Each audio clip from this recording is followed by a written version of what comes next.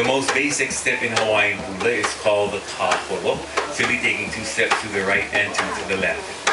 Coming from an island in the middle of the Pacific, whether we go to the right, to the left, we go forward or back, we notice the vastness of the ocean that surrounds us.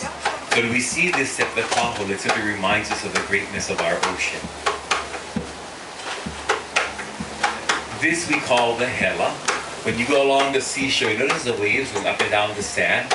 It's depicted by the pointing of the feet forward and back. So when we see the hela, it reminds us of the wave movements that go up and down our seashore. This we call the ue. When it rains, the raindrops fall from the heavens. As raindrops hit the earth's surface, a splash occurs. Each footstep represents a raindrop. The puff movement of the knee to their attire depicts the splash that occurs when these raindrops hit the earth's surface. We notice whirlpools in our rivers, streams, and ocean, how they move in a circular pattern. We copy this with the rotation of our hips. We call this the ani. As you observe the whirlpool, the closer we get to the center of the whirlpool, the faster the movement of the water. We call this fast move the ku. Now to these steps we have many more, and they have their meanings and their depictions, and then to them we add our hand gestures and the combination is Hawaiian Hula. Now Hawaiian music is no different than music throughout the world. Music normally speaks about 3 things. It talks about people, it talks about places, and it talks about things that happen. The Hawaiian people, like the rest of our Polynesian cousins, had no written language. We were all oral people. Because of this, our songs and dances now become our books of history.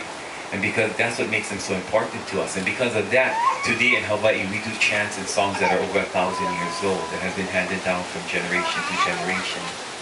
Now think about that. Wouldn't it be really neat if in your own family right now, you knew a song, your whole family knew the song that was composed by an ancestor maybe 200-300 years ago, that your family sings? Not only do they sing the song, but there's a dance that goes with it that talks about things that your ancestors did. This is true hula to us. We'd like to show you one. You're going to notice 2 things in traditional hula. One is the air is very serious, because remember I told you it was done in the temples to honor the gods and goddesses.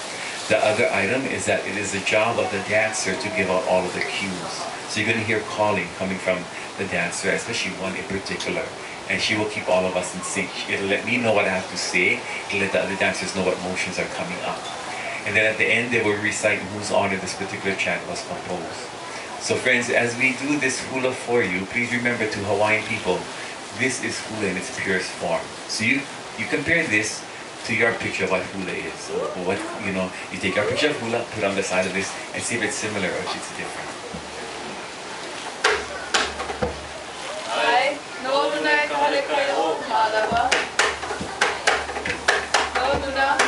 Olunai kale hei o kamaale wana na kamahaya moana plehuala no ho I ke kai mali ue I hua e la kalehua ila ala hai ala ila ho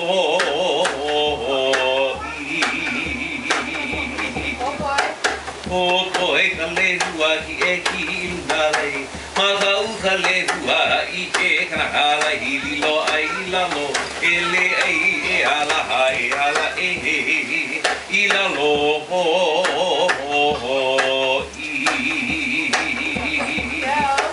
Heau ili mehe I ke kaila Holo no I ke kaia o punala o punai ha la ala hai ala Kai ko o puna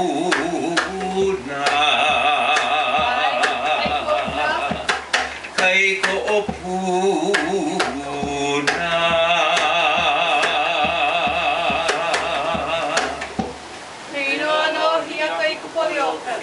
Friends, our original hula of Hawaii.